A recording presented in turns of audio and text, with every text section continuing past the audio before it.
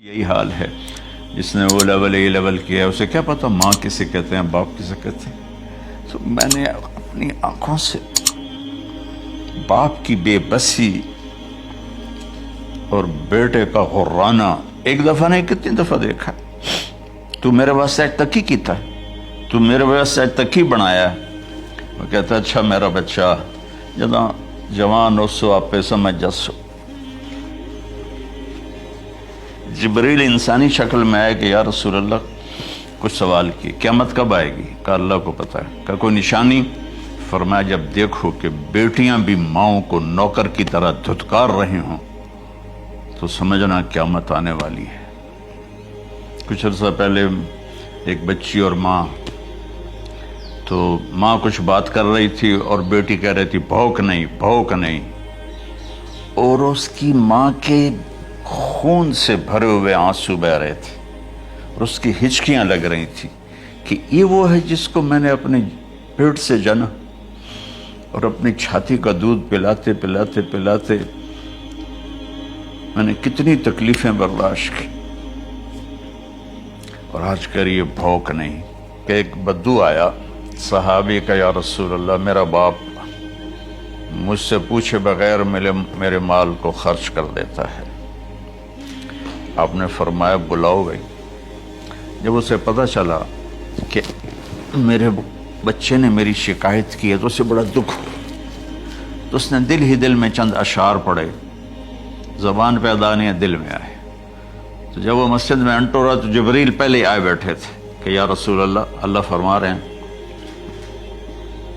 اس سے کہو کہ پہلے وہ اشعار سنائے جس کو اس کے کانوں نے نہیں سنا لیکن اللہ نے من فوق عرش ہی سن لیا ہے, عرش کے اوپر اللہ نے سن لیا ہے.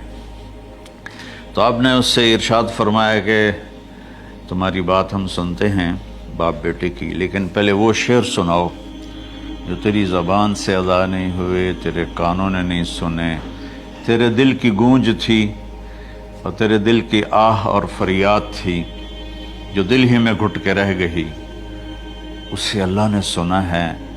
وہ کہتا ہے سناؤ. کہنے لگا یا رسول اللہ آپ کا رب ہر وقت ہمارے ایمان کو آپ پر زیادہ سے زیادہ بڑھاتا رہتا ہے. اس ذات کی قسم جس کے قبضے میں میری جان ہے. یہ چند میرے دکھ بھرے خیالات الفاظ کی شکل میں ڈھلے لیکن میری بزم تصور میں ہی رہے اور وہیں دفن ہو گئے, باہر نہیں نکلے, میری زبان سے ادا نہیں ہوئے, میرے کانوں نے نہیں سنا, آپ کے رب نے سن لیا.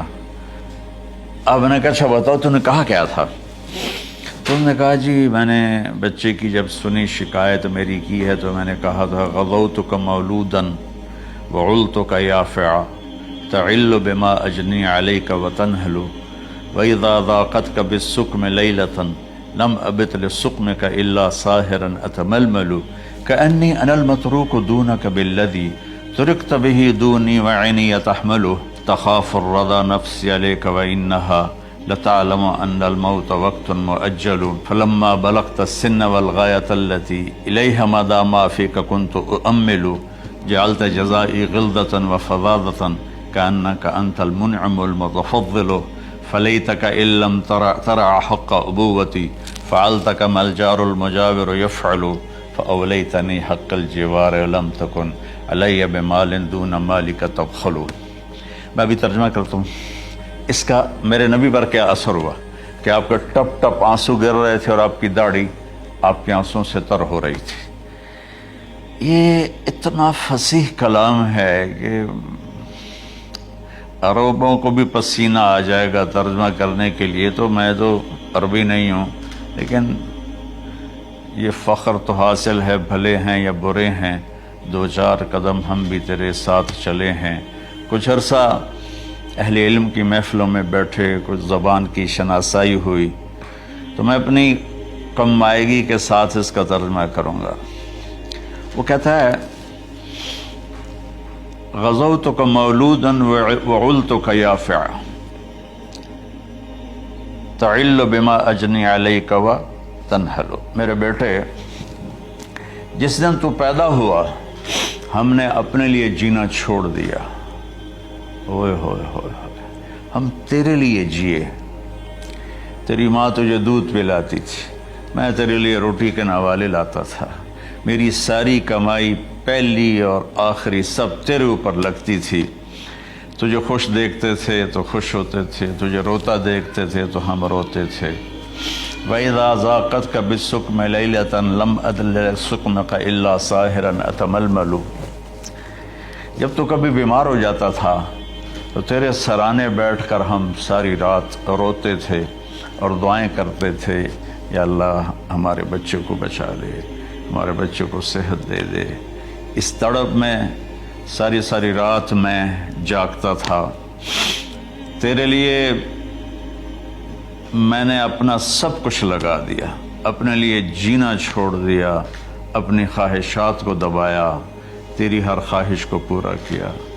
تجھے مسکرانے کے لیے, تجھے ہنسانے کے لیے میں دھکے دھوڑے کھاتا رہا. کبھی گرمی لو کی جھلسا دینے والی ریت اور کبھی سردی کے سرد ہوا کے تھپیڑے, لیکن میں ان دونوں سے گزرتا ہوا تجھے پالنے کی خاطر اپنے آپ کو کھپاتا رہا.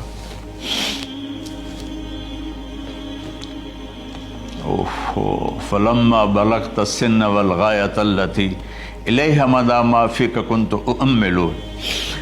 بیٹا میں نے اپنے ہڈیوں کا رس بھی تیرے اندر ڈال دیا. صرف کمائی نہیں, میں نے اپنے ہڈیوں کا رس تیرے اندر ڈالا. میں نے جو کچھ تھا تیرے اوپر قربان کیا.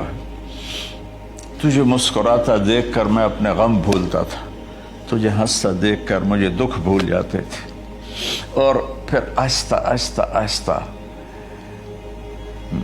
میری ہڈیوں کا گودا, میری کمائی تیرے اندر گئی اور تو ایک خوبصورت درخت کی طرح بڑھتا چلا گیا, بڑھتا چلا گیا, بڑھتا چلا گیا, بڑھتا چلا گیا. اور میری بڑھاپے نے کمر جھکا دی اور میں جھکتا چلا گیا, جھکتا چلا گیا. میرا خیال تھا کہ جیسے میں اس کی انگلی پکڑ کے چلتا تھا, اب میری باری ہے, یہ میری انگلی پکڑ کے چلے گا. جیسے میں اسے سینے سے لگاتا تھا, پیار کرتا تھا, جھولے جھلاتا تھا, باغ میں لے جاتا تھا. یہ ساری اس کی تعبیرات کے اندر داخل ہیں, الفاظ میں نہیں ہیں. تو مجھے خیال آتا تھا جب میں بوڑھا ہو جاؤں گا نا تو میرا بیٹا بھی مجھے ایسے ہی لے کے پھرے گا, میرا بیٹا بھی میری سنے گا.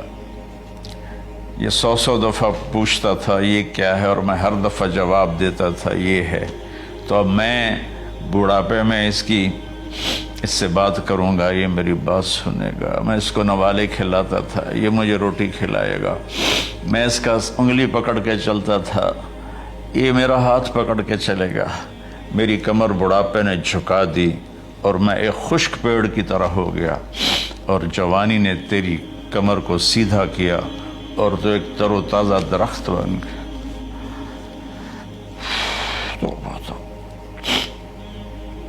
تو مجھے خیال آیا کہ میں نے 20 سال اس بچے کو پالا ہے, ابھی اپنی ماں اور باپ کو دیکھے گا, لیکن ایک دم اچانک کیا ہوا. فلما بلغت السن والغایۃ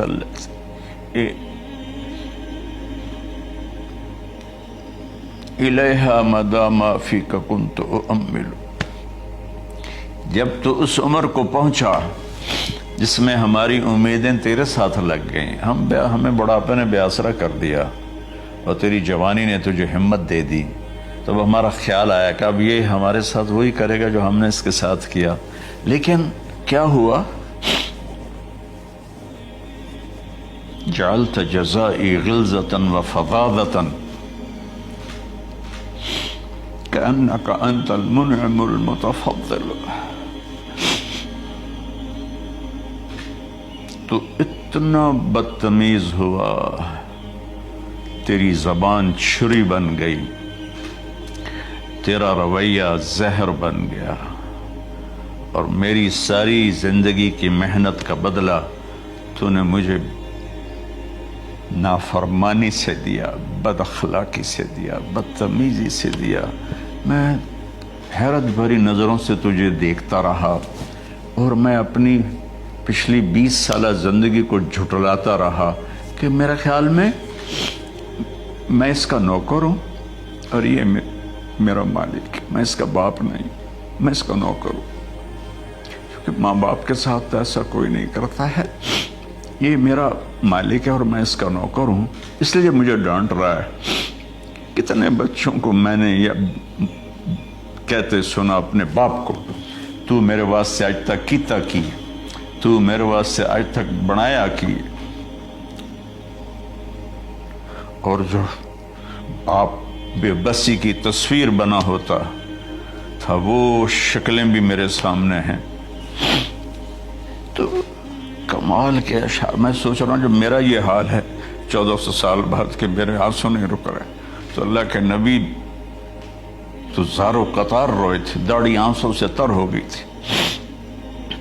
کہا بیٹا جب تو نے میری ساری زندگی کی محنتوں کا بدلہ بدتمیزی سے دیا، گالی گلوچ سے دیا، دھکے دے کر باپ کو گھر سے نکال دیتے ہیں، تو بیٹا میں یہ سمجھا کہ تو نے ایک خواب دیکھا تھا، تو نے ایک خواب دیکھا تھا کہ تو باپ ہے اور یہ بیٹا ہے۔